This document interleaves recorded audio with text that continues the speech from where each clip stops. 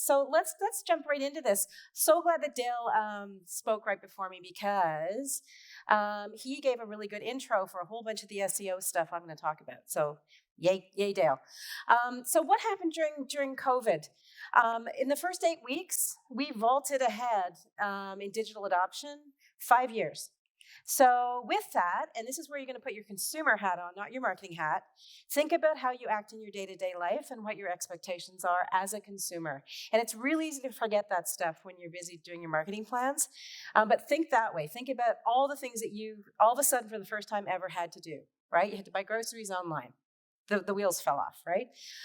You had to do banking online. You had to do insurance online. You had to buy a bed, a couch, etc. So where are we now? And that's where I'm going to start. And I'm going to show you a whole bunch of examples from a bunch of clients that I work with. I'm a former magazine publisher, come from a media background, ex-Rogers, etc. So I'm going to take a slightly different approach to this and very much through that consumer lens. So just a couple little stats again to paint the picture of where we are now. But basically, this is from Gartner, digital commerce dominates marketing spend, and we know that. So digital commerce is a big thing. The expectation for conversion is exceptionally high, and consumers expect to be able to convert. So it's not just that you've been told by your boss that you have to sell things through and convert. That's the full expectation of a consumer. The other piece that's really interesting here, when you take a look at this from Marketing Charts, e-commerce site leaders' top investment initiatives, mobile. So mobile shopper experience improvement. So what is that customer experience? What's their journey? How are you meeting them? And keeping in mind that mobile is pretty much your front door of your company now, right, for your consumer. So the new customer journey, and I love to talk about this, which is really, it used to be all about, the world of content. But content was kind of in that top of funnel awareness perspective. Basically what the point is, and you guys will get a copy of this in a couple of weeks anyway, content has a role to play in all of those places.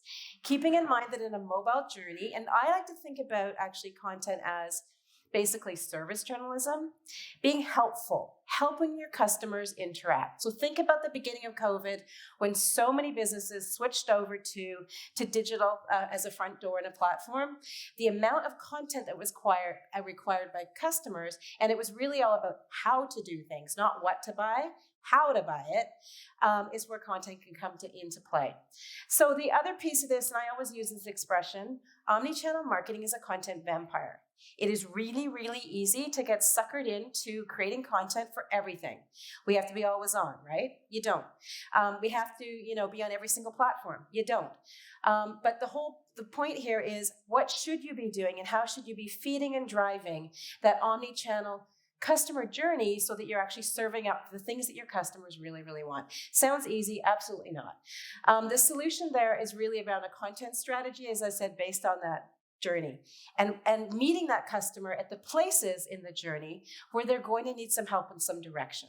So kind of think about it like the usher at a wedding, right? That kind of an idea. You come through the front door, now what? Help me through the channels and help me find my way through your company. Another piece of this too, which is I think so interesting, and I'm all for this. So many things happened with COVID that I'm thrilled about, from production to the digital transformation, et cetera, that I'm so happy things will be sticking around.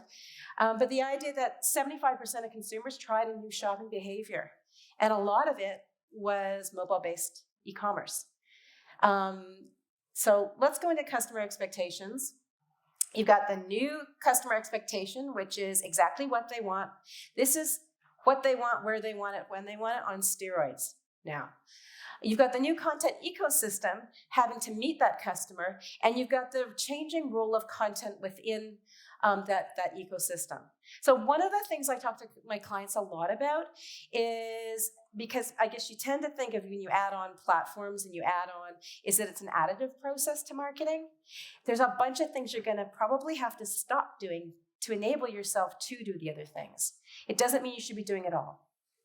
So I brought a whole bunch of examples. There's a bunch of video here. I like examples to bring things to life. There's pictures, and you can follow along with me. I'm actually going to show you SEO optimization for domain authority ranking through some pictures. How's that?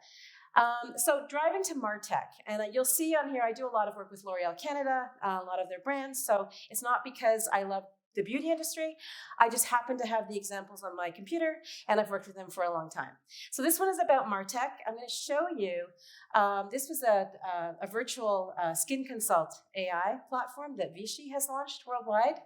They launched it last year, and their big problem was how did they basically communicate this to consumers, get them to try it out, because it basically does a skin consult and gives you a real, like some products, obviously, to close on. Their next step in this is actually they're going to be introducing live consultations in addition to this app. So here's what we did. And again, thinking about things that you heard Dale talk about, authority through content marketing to drive SEO ranking. We partnered with a media brand that my company happens to own, Kelsey Breeze. It's not a sales pitch, called Chatelaine. Everybody knows Chatelaine. Well, we started with video. So let this play. The music on this is, because this was built for mobile, is basically just background. But what we did was we took 3 consumers, 3 influencers, and we filmed them trying the Skin Consult AI from start to finish. So they got very different skin conditions. They're going on the app. We're showing the app. We're showing how it works. We'll just let you run through that. You can see they're different, how they're going to get their recommendation. They get a personalized skincare routine in just a few minutes. And this is video content, and our goal, by the way, was to drive signups for the app. The reason we want to drive signups for the app is because L'Oreal is preparing itself for the world without third-party cookies, right? So that's also part of this strategy as well. So there's Vichy Skin Consult AI. You know that it's mobile. You get it. This was pushed out across paid video platforms. It was pushed out through Chatelaine, through social media, paid, etc. But then from there, we also created some, oh my God, old school content. Because Chatelaine was the perfect demo. So here's a print execution. It just breaks it down same way, 1, 2, 3. All of this content, by the way, was created in a 1-day photo shoot. So the efficiency's there. And out of it, we created the video, the print a little longer, video, the print, the social media assets, the broken down pieces of atomized content for each of those influencers, etc. So it was highly, highly efficient. And we also created online, this was on Chatelaine.com, and content that also ran on Vichy.ca, a series of optimized articles with the embedded videos, with properly structured SEO articles that were long form, with complex keywords, all of those things that Dale was talking about that Google loves. And that was all done with a strategy behind it. So that's what that stuff looks like. We also did the same thing on social. All the social drivers drove back to the articles. The reason they drove back to the articles was because they were getting the authoritative backlinks from Chatelaine to go to Vichy.ca. Sounds complicated, it's pretty simple. But that was the content strategy there. So driving to SEO keywords in a pure sense. And I do work with a bunch of pure play SEO agencies. I have very, very strong opinions on SEO agencies, on pure keywords. I think I'll just give you my opinion, apparently, because I'm not shy. I think it's a magic 8-ball game of just buy a bunch of words and buy the most words and see how it's going to go and shake it up, and out you go.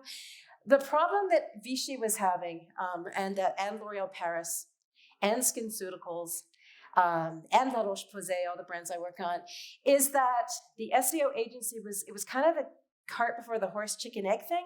They were picking keywords. The keywords were being picked by, okay, I'll say it, French-Canadian, French-speaking first guys, not the target market. So they were picking keywords for these clients and brands to buy that actually had nothing to do with the way that women were actually searching for the products. So my approach, because I'm a former publisher, I've published Elle Magazine, Chatelaine, Canadian Living, etc. My approach was let's do a 2-prong approach. Let's use semantic search. Let's actually take the terms that women are searching for. So COVID. Let's think about it. Everybody starts coloring their hair at home because they can't get to the salon, right?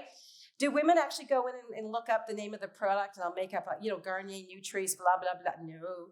They go, if I color my hair at home, will it fall out? How do I color my gray hair? Right? That's kind of what we base this stuff on. So you can see we produce all of the content, the images, and the video for the L'Oreal Paris brand blog.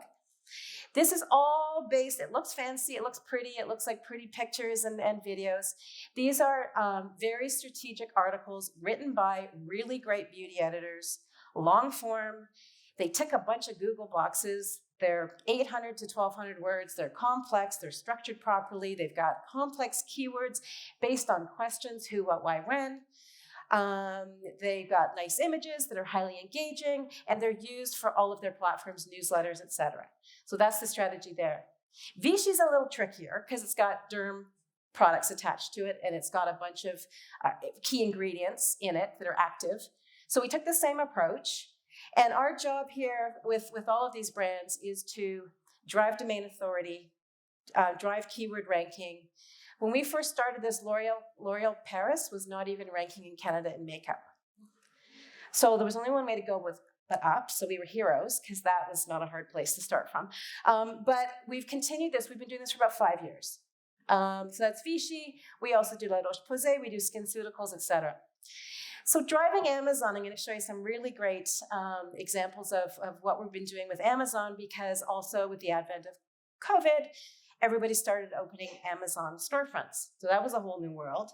COVID happened, this happy little content program we're doing for L'Oreal with articles and pictures and videos, etc. All of a sudden did a complete 180, and it turned into, hey, we're doing content for Shoppers Drug Mart website, Amazon storefront. How do we do that?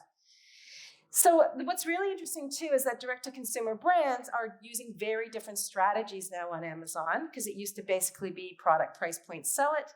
Now it's about presenting your storefront and presenting your story and being engaging.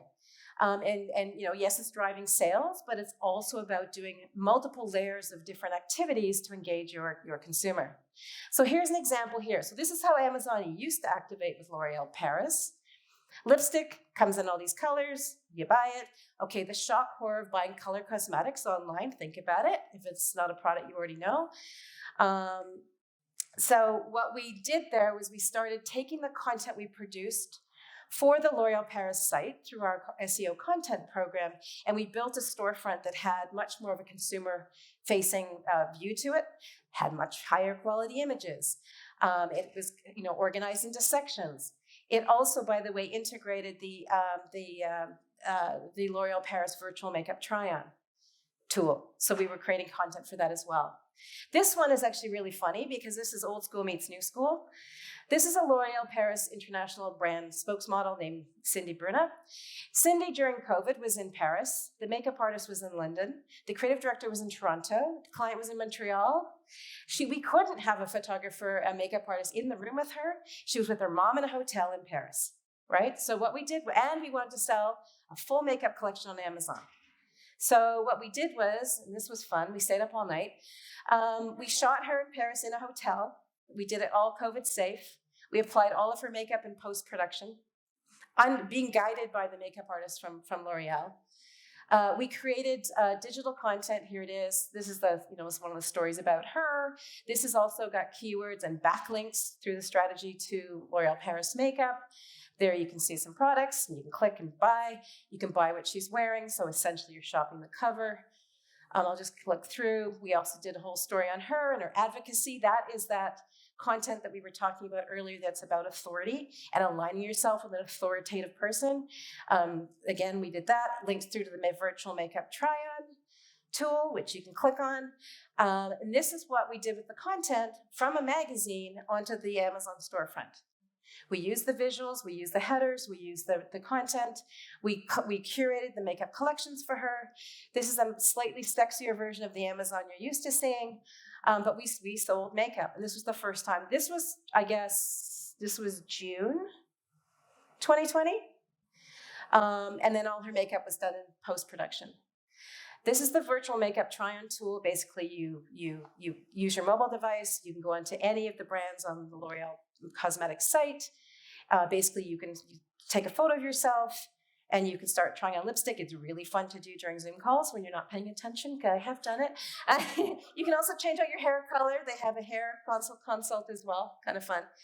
And then, of course, they also, the virtual makeup try-on is through Motiface. So we also create content for Motiface, which is an application that allows for all of these virtual try-ons. So again, a very different world. This is like way different from going to Shoppers Drug Mart and buying a lipstick, which you can still do. Digital flyers. And then I'm going to get into some other fun things. This sounds really super basic. We, got into the world with one of our clients, which is Eastlink, a telco out in the East Coast. They were doing direct mail. They couldn't deliver things to people's homes, so we did an overnight switch to Flip and Reeby for them. We built it as a 100% mobile experience. They don't have e-com, so ask me how that much fun it was trying to get them to convert. They haven't launched e-com yet. We did call to call center. We did call to the chat line. We did all kinds of fancy tricks to meet all of the Flip conditions. But we showed products here, and we were able to, all of it's measurable, all of it's trackable. But overnight, we had to build a 100% mobile experience. And then also understanding what that experience is, and really, really, being, again, a consumer, taking a look at what the content looked like when you scrolled through it, and how do you lead someone deep into a 16-page flyer, right, and keep them interested. So, again, this publishes now on a monthly schedule. It's aligned to the overall content calendar. It's aligned to all their campaigns. So there's some continuity. This has been a massive, massive device for them to drive actually foot traffic in their stores. And then also the call center, because people now call in and go, that thing on the digital flyer that's on page, yes, right, what customers do. So it's a visual. And then again, multiple content uses, devices are used to drive all of that conversion. And you can just see how we did things like took a publisher approach, varied up the content, changed out the colors, so that when there was a scroll, you started noticing you were looking at something that was completely different. So again, overnight, realizing that your content experience was going to be vertical, or it was going to be horizontal. Again, very different. So there's just some examples of that. Driving retail. So this one was fun. So this one's all about shooting apparel for e-commerce without using live models. Because nothing, right? So this one was about this is my favorite thing. When I first saw this technology, I was back probably about 4 years ago. I was the big proponent for us getting it. It took us a little bit while, but we did.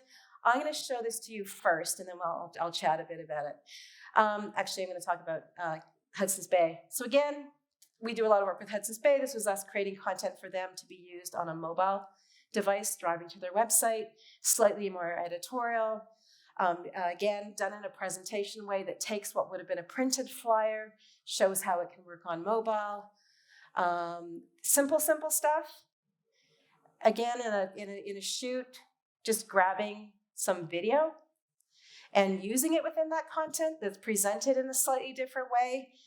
Can be used in e-newsletters, but it's much more engaging, and the open rates are much higher just because the content moves, right? You notice it? This is the one, driving e-commerce apparel. So this is my new favorite toy. So this is Lochlet. So Lochlet is basically the world's, it's green screen models built in a station that's all pre-lit. It's photography completely backwards. Basically what it lets you do is shoot every piece of merchandise you have for e-commerce separately.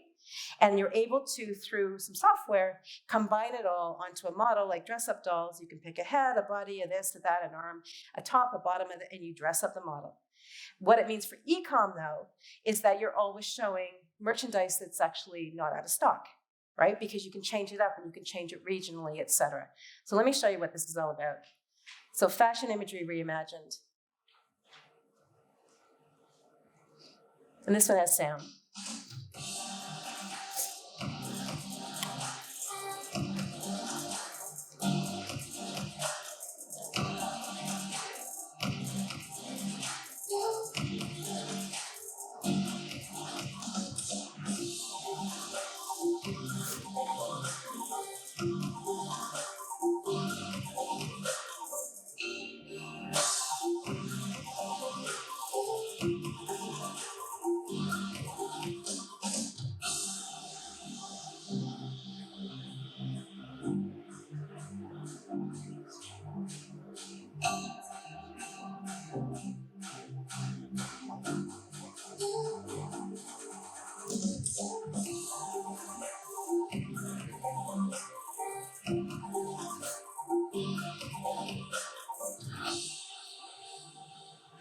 So this allows merchants to do the merchandising on the website, on the back end of the platform.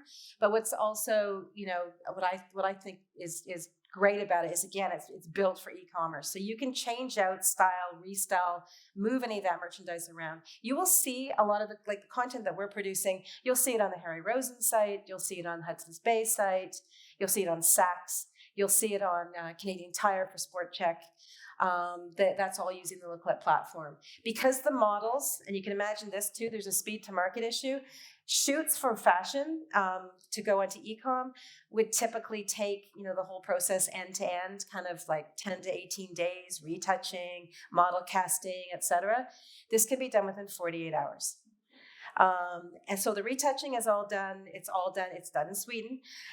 It's all done virtually.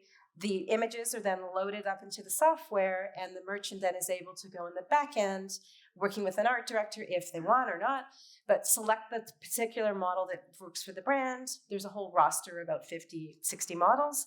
It's great for diversity. You can pick different, ages, shapes, sizes, etc., and you can merchandise your website. It plugs into any CMS as well for e-com. So I just wanted to show you that because I think it's really, really cool. Again, it's backwards. And it's much less cost effective. The model you also, by the way, it's full rights usage for 7 years. That does not happen with live people. And they are real models. What they've done is basically gone in, signed away their image and being, to be shot for Looklet and for the platform, right? And there's kids, there's even a pregnant model as well. Of course, we decided to make it hard. Our first project we ever decided to shoot was bridal. That was hilarious. There's a lot of steaming, but we also wanted to see how the dresses would work because the mannequin, as you saw in that video, is basically a mannequin that's pinned into position, top and bottom. So we didn't know how much play we'd have with the bridal gowns and the detail, etc. But that's what we did. But this is what you can do. You can also take the images you shoot and make really fun little GIFs out of it. Easy to animate, but it allows you to again, style and merchandise the clothing as you want to. It's crazy ROI. It's super high volume. We can do about 70 SKUs in a day, and that's front, back, sides. The machine, basically, model gets dressed, gets styled, and basically it's a shoot front, the whole thing pivots, shoot side, shoot other side, shoot back. It's that fast. It's cool. And you can regionalize the content. Again, we're Canada, so think about it. You're merchandising a retail website. You've got plus 14 degrees in, that's where it would be, Vancouver. You got minus 14 in Montreal. You can actually merchandise out and change out the sleeveless vest, puffer vest in Vancouver, and have the full, down jacket in Montreal. It also allows you to change out colors of merch that are working really well. It's easy to swap it out. It also means that a lot of the content that you shoot, if it's merchandise that you typically have in your collection that's regular, so say it's standard pair of jeans, black pants that is usual, you've already got that in your bank once you've shot it once. So you're really only shooting the refresher content for your collections. So driving that customer journey, like thinking back to that new customer expectation, the new ecosystem, the changing role of content, being aware of Google. And by the way, the answer to that question for me on videos, who asked that earlier, and how do you make Google find videos? I write transcripts. I write transcripts for the video content. It just needs words. Google it's blind to video content. I wanted to answer that from across the room, but I was busy and he was talking, so we didn't. And really think about that changing role of content and what you're doing with it and make it work harder and smarter within your marketing ecosystem. If I have to give you 7 takeaways, here they are. Focus on the customer journey. Laser focused on your audience and your distribution and what it is that they're actually doing. Focus on quality. Please focus on quality. It needs to be smart, not more. You don't need, always on is not good if it's always on bad, right? Just be better. Simple. And 99% of the success of this stuff is in the planning. Get the plan first. Produce all of the content strategically. I mean, yesterday I just came out of a 3-day video shoot with L'Oreal. In 3 days, we shot content for 16 videos. and people did not have to speak as fast as me. Strategy should map to the objectives in your content. Determine your KPIs up front, please. Give the content a job. Decide what it's going to do in the journey. Don't make every piece do everything. Really assign a job to what that piece of content is going to do, and then decide how you're going to actually match to those KPIs. And be nimble and test and turn and learn and just try stuff. This is a great space to try stuff. So I think that's it for me. There's me and lunch or a question. I have 2 minutes and 10 seconds left. Anybody have any questions? Yep.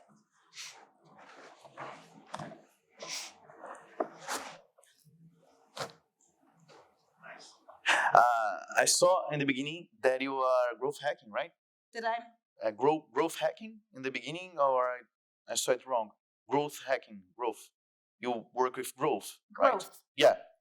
Or not? I saw in the first slide. What it said in the beginning is I'm a growth executive. What it did was it picked up my entire descriptor from LinkedIn, not my title. So that's actually not my title. I'm EVP Customer Innovation.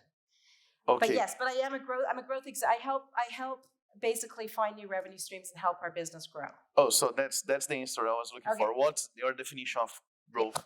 Okay. Thanks. Anybody else? Anybody else have a question? No. Really? Is it good no question? Bad no question? Okay. So thank you, everybody.